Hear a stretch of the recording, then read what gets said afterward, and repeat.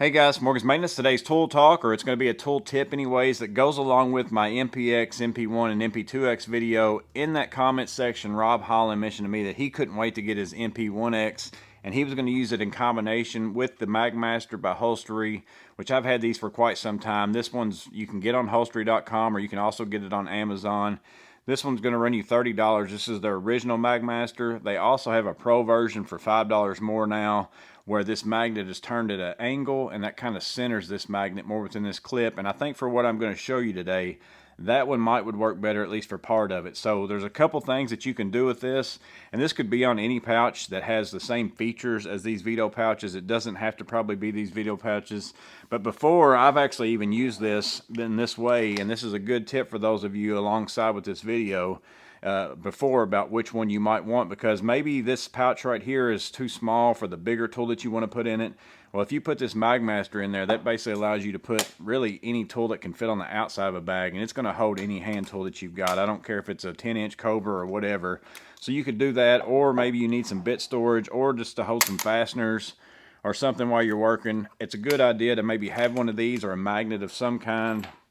That gives you a good option. I think it would especially be useful in that MPX if you need to add a bigger tool or something that's not going to fit in that small hole, because you don't have a lot of room for accessories with that. So that's one tip with using the magnet on all these Veto pouches. But the main thing that I wanted to show you today came from him mentioning to me, and I think that this Willman Electrical might be the video that he was talking about. I'm not sure, but that's the one I watched in order to get this. So this is an original with me. I actually didn't even think about doing this, but I'm glad he suggested it to me, caused me to go look it up, and I'll put a link to his video in the description.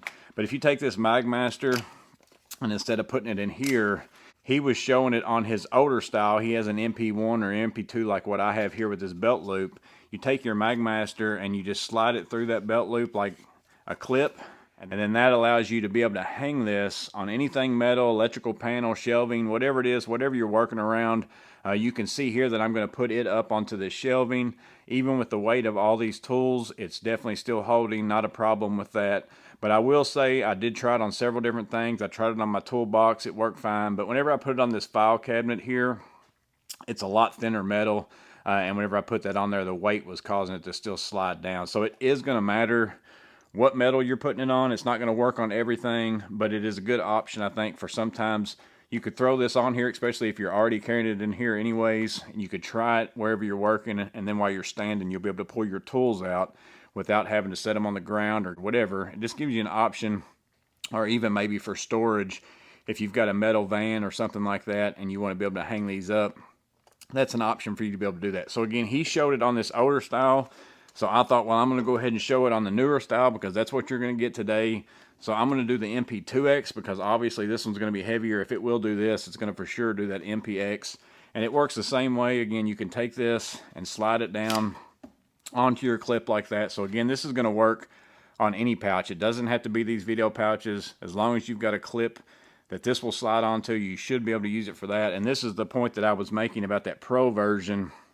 If I slide that all the way in, you could see that if I had this magnet turned sideways like the Pro version, and then had this more in the center, it might distribute the weight a little better, might work a little bit better. But here, let me show it to you on that same shelving that I put the MP1 on. You can see I've got that on there, and even with all these tools, it's still fitting just fine. It's not falling down, it's not sliding. But then if I go over to the file cabinet, you're going to see the same exact thing. I'm putting it on there, and then it's starting to slide down on me. So again, it's a good tip. I appreciate Rob for sending it out to me, and I appreciate Willman Electrical. Again, I'll put a link to his video in the description for giving this as a suggestion. I think it's going to be useful for several people out there. So just a couple tips with the Holstery magnet, along with these Veto MP pouches.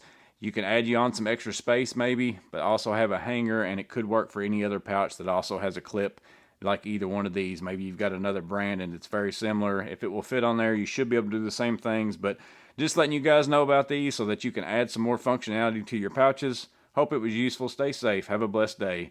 See you on the next video.